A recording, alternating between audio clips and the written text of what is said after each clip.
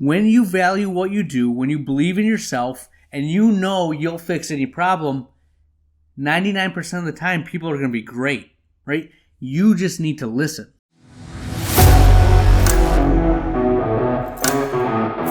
All right, my friends, the Ultimate OD Podcast. You get to see my smiling face if you're on YouTube or Apple. Remember, we have a video version now. We have an amazing episode. I am talking about one of my deepest, darkest battles that I had when I started my own private practice. I know you're fighting this at times. Let me tell you how I dealt with it, how you can relieve this anxiety from your life. A little office talk, the closing thought of the episode. This is the Ultimate OD Podcast. Here we go.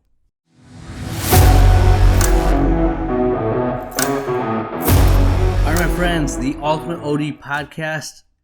Oh, it's going to be fun tonight. I love talking about optometry. I love interacting with you. Our community is growing beyond belief.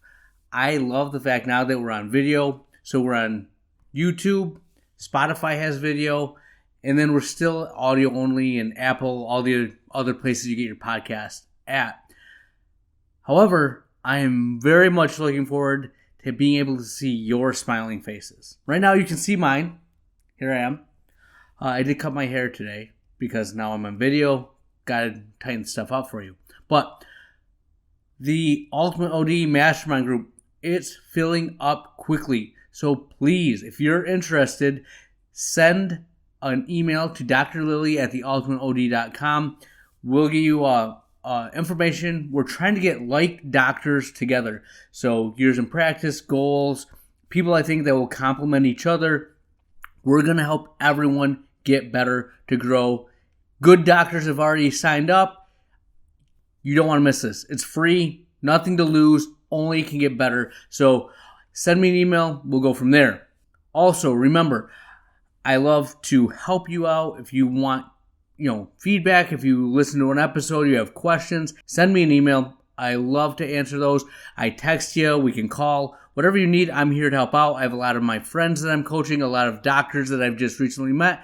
I give you tips and tricks, things that I've experienced. If nothing else, I can give you perspective or tell you, yes, that's exactly what I would do. Keep doing more of that. The beauty about optometry is it's kind of universal to an extent, but you can put your own special twist on it and make it that much better. Okay, that being said, today it's kind of a walk down memory lane. I've had a couple things happen this past week or two that opened my eyes, made me remember what it was like when I first started. I saw some posts, as I told you, the OSD docs on Facebook, the dry eye forum. Love that. Great information, good stuff. I'll peruse ODs on finance every now and then, but just a different cat in that chat. It's just different. It's not necessarily my thing, but I like to read what's going on. But a couple of things I read, I hope you're listening. I hope you listen to this podcast because it's going to help, because I was there too. All right. So have you ever had something happen in your life, whether it's in the office or, in your personal life, in school, and it happened and you didn't have to deal with it right then, but it was going to happen, 1, 2, 3, 4 days down the road, a week or two, and you just dread it.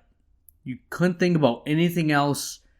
You try to just clear your head, to enjoy the moment, but all you could think about was that one thing. All right, let me give you some personal experiences. For me, early on in practice, when I had a patient that had an RX check. Seriously, just an RX check. Oh, what did I do? How did this happen? They're going to think I suck. I just have to justify why it wasn't me. They gave me the wrong answers, right? Or if a patient wasn't happy with their glasses or some fee we had, I took it so stinking personally, right? If I go to Costco or if I go to Best Buy, a restaurant, and something's not right, I'm not blaming I may blame the waiter, but it's not their fault. It's inherently something along the line of events that made this happen, right? We have to have that ability to separate, but this just kept happening. I would dwell on it so much that I couldn't move on. My mind would race. Are they going to tell someone I know? Are they going to tell other people? Are people ever going to come back into the office again? I was really afraid of that. Is the whole business over? And then when you're first starting, remember, you don't know when they're going to come back. Like, it takes 18 to 24 months. If you're really good, you get them in about 13 months, right? But it takes time for them to come back. All the work you do years 1 and 2 don't come to fruition until 3 and 4, right? Time is our best friend, but when you're starting off, time is your enemy. You have nothing but time on your hands, and you don't know if people are going to come in, what your day is going to look like. You want consistency, and you have none of that. I'll admit, this is all self-induced, very insecure in how I felt underneath, like imposter syndrome just setting in. Now, in reality, I'd owned the room. I was very confident. I could lead my staff. I've gotten a lot better at that. But this is me. This is internal. This is something that you can't see, and it's something you deal with on your own. I'll tell you this right now, you're not the only one. Going back to when I played football, just a brief story, but kind of illustrates the point. When I went to my first camp, back then they had 3 days. Now it's like cake. They don't hit. There's certain times when you can have full pads and no pads. You have, just helmets the first two. We were full pads, 3 days going after it. And to tell you the truth, it sucked. I loved football. I loved everything about it. I was so excited. I got there and it was hard. And I looked around and everyone else just looked normal, right? They didn't look like they were feeling it. I was like, man, I'm the only one feeling like this. And then probably day 3, end of the first week, guys started dropping.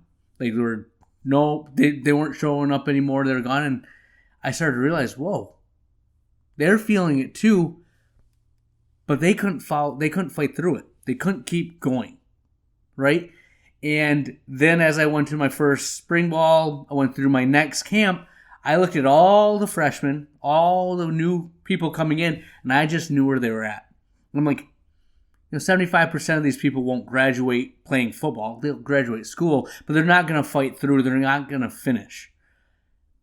Because they're going to let that little self-doubt, that little bit of discomfort change what they do, change what they love.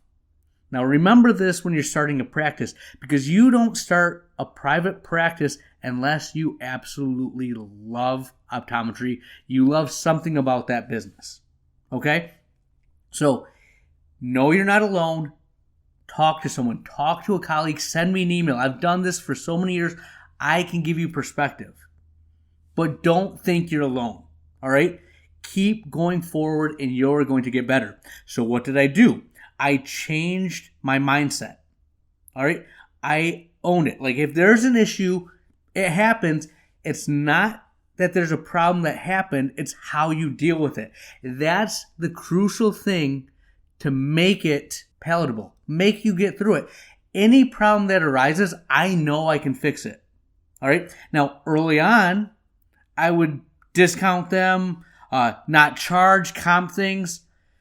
But because I was approaching it from the perspective that I was at fault, it was never enough, right? I didn't value my expertise. And the same token, because I didn't value my expertise and I charged low amounts for the exam, all these things, it was an accumulation of things that I didn't have the best patience. They were going to find fault no matter what I did. And that's what I didn't realize, okay? When you value what you do, when you believe in yourself, and you know you'll fix any problem, 99% of the time, people are going to be great, right? You just need to listen. The majority of patients, when they have a problem, are simply worried that they're going to have a pair of glasses, a pair of contacts, and have to go through another year because they didn't get it right. They think, I use my vision insurance once a year, and they've had a bad experience in the past, or they went to a corporate entity and they've just been blown off. If you listen, 1, you're going to set yourself apart. They're going to be a patient for life. And 2, they'll calm down a little bit. They'll be like, oh, all right, he's here to help me. So listen, find out what their issue is, outline the options, and pick the best option for them. Let me give you some examples of patients that I've done this with. Okay, so I had a patient that came in and she needed her glasses adjusted. My staff did it. And she came in the next day and the next day. Literally, she came in probably every day or every other day for 2 or 3 weeks. And I was in and out, and I saw her at like end of the second week, and I asked one of my opticians, like, hey, what's going on? And she's like, I'm like, is it a vision thing? Is it her glasses? And she's like, no, it's just she can't get it to feel right. So I told my staff member, hey, next time she comes in, ask her if she wants a different frame. And when she came in, the staff member said, hey, this is not working no matter what we do. We're not getting this the way you want it. Would you like to just pick a different frame? And the patient's like, oh, no, I can't afford that or whatnot. And I'm like, no, this is on us. Pick a different frame. We're going to take care of you. She's like, oh, really? She did it, and ecstatic, happy, amazing, right? Now, things to realize. You need to know what your lab will do. Sometimes they'll let you restyle a patient. There's no cost, right? You can do the patient a solid and you're not going to get charged. Sometimes you get charged 50%. You have to know what the situation is and what you're willing to do. When you're having a good month, it's much easier to say, hey, we'll restyle you. When you first start off, and every penny matters. You know you have profit, but you have to pay the light bill. You have to pay your staff. You're not having a lot of income in. It's a lot harder, right? You're going to fight to make that switch. So know what your lab will do with you, okay? Make sure that you know what this is going to cost you on the back end before you put an option out there. But I'll tell you this, take care of the patient. We took care of her, and then, I kid you not, within the next 3 months, I've had 3 patients come in that she's referred. She spoke so highly of us in that experience that we got more patients in because of that. Now, I didn't expect that to happen. I just wanted to do what was right for her. I slept better at night knowing that this headache was over and we took care of it. All right?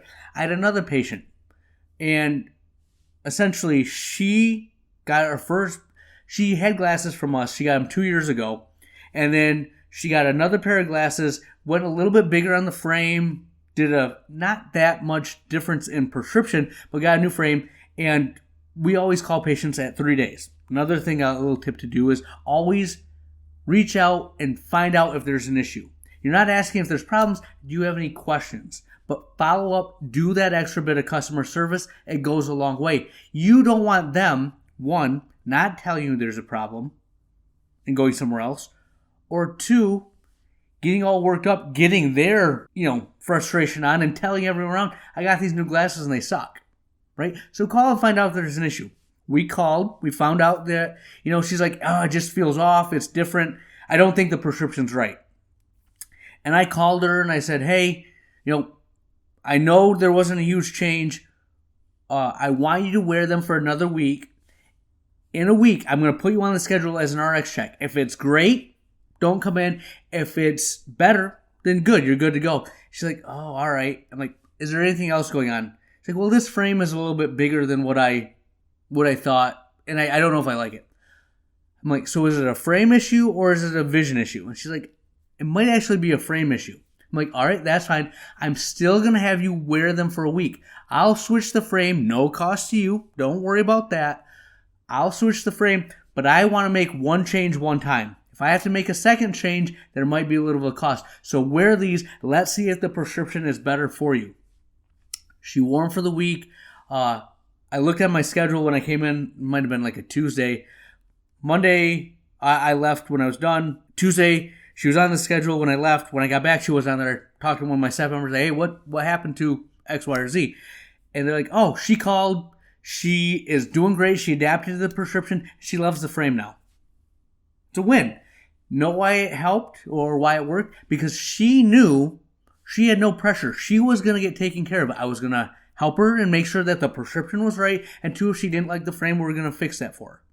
All right? So that's where I took my anxiety, my worry, and said, I just know we're going to fix this, whatever it takes. I can sleep at night. Now, realize you do that. What did I say? 99% of the people are going to be amazing. They're going to be awesome. It's going to go fine. 1% of people are going to suck. It just happens. There's people that just aren't happy, or they're not going to mesh well with you or the office, something. Realize it's not you. They have something going on. There's an issue, and this is how they're projecting it onto you. Don't take it personally. Easier said than done, but get some thick skin. Realize it's not a you thing. All right. So I had a guy that had first pair of glasses. Came in, explained everything to him, like, hey, first pair of glasses, what do you do? What do you do for work? And he did flooring. And I'm like, all right, you do flooring. Are you on ladders? Are you going up and down? She's like, not too much, but I am kind of looking all over. I go, all right, if you do a multifocal option, the line bifocal will be easier for you to navigate first pair of glasses than a progressive. With a progressive, you don't really know where to look. He was a big eye mover. He was a hyperope as well. So I just have had better experience with flat tops. And again, cost was a little bit of an issue. So I'm like, all right, we'll do that. So put him in a line bifocal, and I was very conscious. I've done this enough. What focal length do you want it to be? If I make it right here, you're going to have to get that close on everything that you're looking at, right? You're going to have to move up real close. So we set a little bit longer focal length because he needed it for work. Tried to explain this. Went out there, had a million questions for my optician. She did amazing. Very impressed with her. He picked out a frame. We ordered it, and then we were able to put a pause on it because he was a big, I don't care what frame, I don't care about style. And then he picked like a half frame. He's like, oh, wait, I want a full frame, or worry about them being too flimsy. All right. Came in the second time when he switched his frame. I'm like, hey, make sure you pick something you like because you do care. He's like, well, I don't care about style. Well, you care about function. You wouldn't be here if you didn't. Came in, got his pair of glasses, and within one day he was calling. He's like, this is not going to work. X, Y, or Z. He couldn't see at a certain length, but he wanted to read at a certain distance. And he just wanted to have a trifocal. Why wasn't the trifocal talked about, or a progressive? So we had him come in, kind of went over all our situation. What do you want? And we ended up going to a progressive. Throughout this, a lot of questions. Like, because he had the insurance, we called. They let us do a one-time remake, and because he was on a flat top, he paid less. He was going to a progressive. He just paid the difference. I didn't know that at the time. I thought he was a cash patient or did something else. So I was talking to him like, hey, we're going to take care of you. If you need a new frame or something like that, we'll hook it up and go. Then my optician looked into it, said, hey, he's covered with the insurance. We can use the insurance and we don't have to do anything on our end. They're going to take care of it. So like, great, call him up, let him know everything that I said to him. We don't have to worry about. He only has to pay what he would have paid had he done it from the get-go. So in my mind, he's going to be happy. It's just like he never got that line bifocal. Well, he comes in and just very questioning. Long story short, he came in trying to make him happy. We talked him through it. My optician did great. Left, and I'm like, just sit on that. And sure enough, about 3 hours later, he called. He's like, he paid for everything. Don't order it. I just want to think things through. I don't know what's going on. And as you can see, we've already made 2 or 3 switches to try and make this guy happy. We're not winning. He's in that 1%. So I told my optician, hey, let him know. We apologize that we weren't able to give him the pair of glasses that he needed. With what he's looking for, we're probably not the right office for him. We refunded his money. We called the insurance, gave him all his benefits back. He returned the glasses. He fought it, but he's like, why are you guys kicking me out? It's not that we're kicking out. It's just we can't make the accommodations that you want. We're unable to fulfill this. What am I doing in this scenario? I'm honestly just removing a headache, right? $200, like not even $200, like $100 to $150, whatever the cost is on that. Like, I'm out, right? How much will you pay to remove a headache from your life? Think about that. Instead of dwelling on it, making it a huge issue, I just said, let's get this off my plate. And there's tons of things that will come up over the course of 1, 2, 3, 4, 5 years. This happens maybe once a year. There's just one patient that is that 1%. And instead of bending over backwards, doing everything you can, taking loss after loss after loss, just cut your ties. Let them go. Give them their money back. You apologize. We weren't able to make you happy. Here's a refund. Even if they give you a bad review, thank you for, filling us in on this. As we talked about, we weren't able to make you happy. That's why we gave you a full refund. We don't want you to pay for something that you're not completely satisfied with.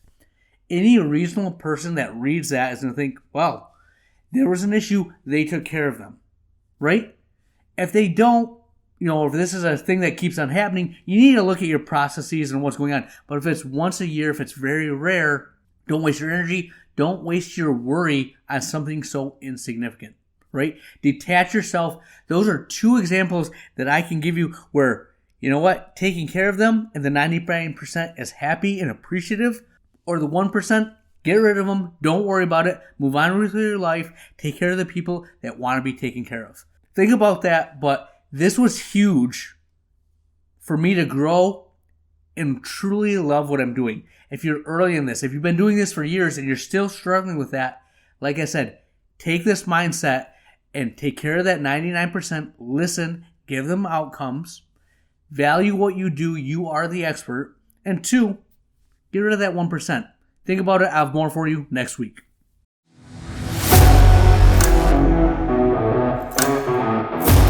All right, my friends, a little office talk.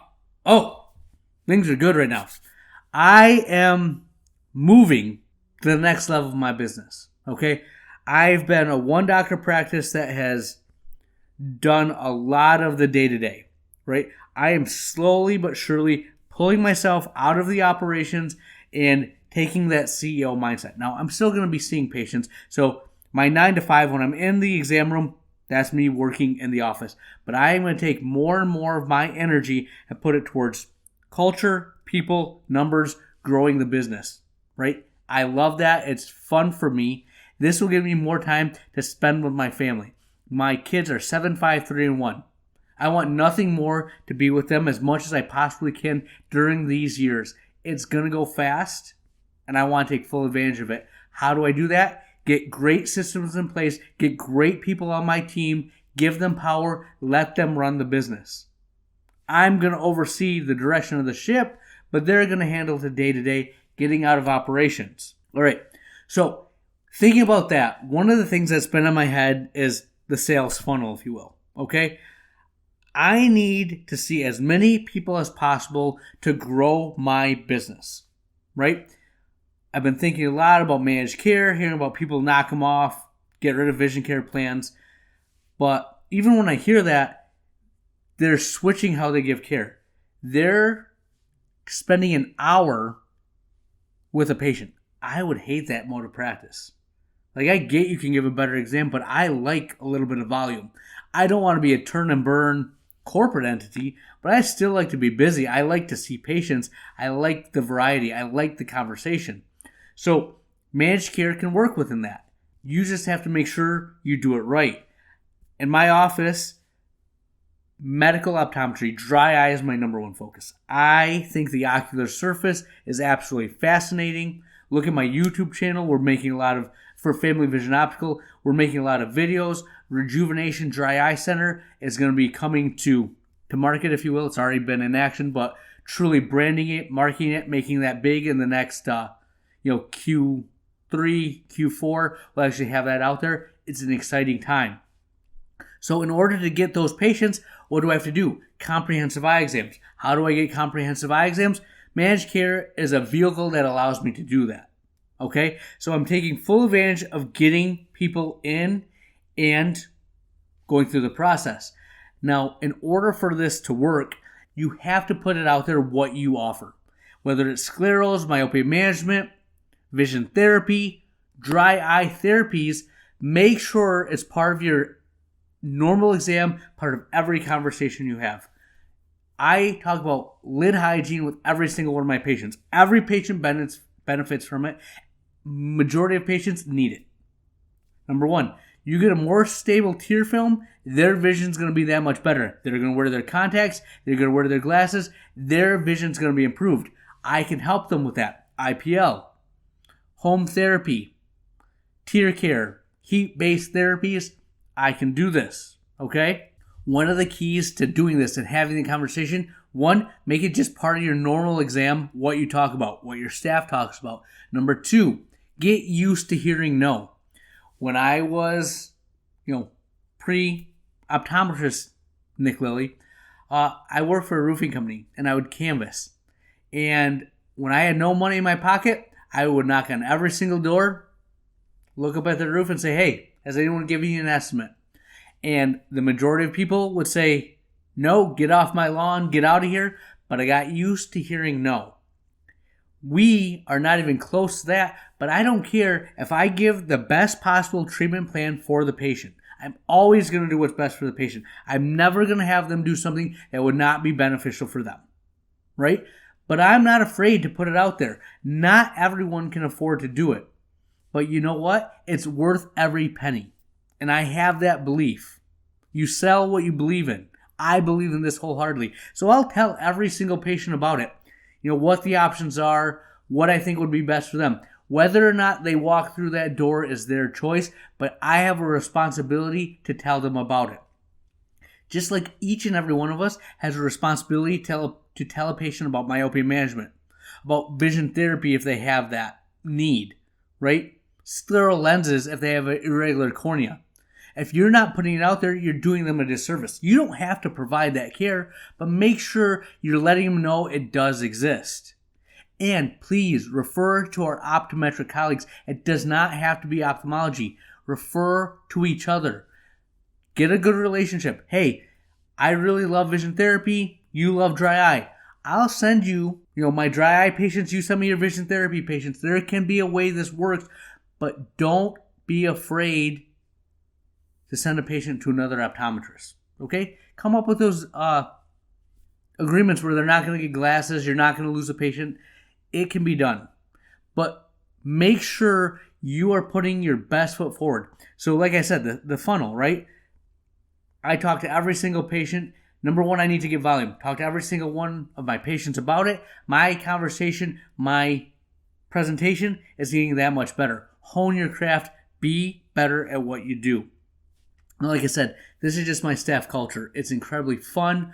Every single one of us talk about dry eye. When I do my morning huddle, probably 3 out of the 5 days I do that morning huddle, I'm giving them some tip or trick about dry eye or letting them know how what they do is affecting the health of the patient. So make sure you're making this your culture. That's one thing as a CEO, the owner of the practice, you have complete control on. Remember, it should be CRO, not just CEO. Chief Reminding Officer. If you're not reminding them, they're not remembering it. So get after it. We'll have more office talk for you next week.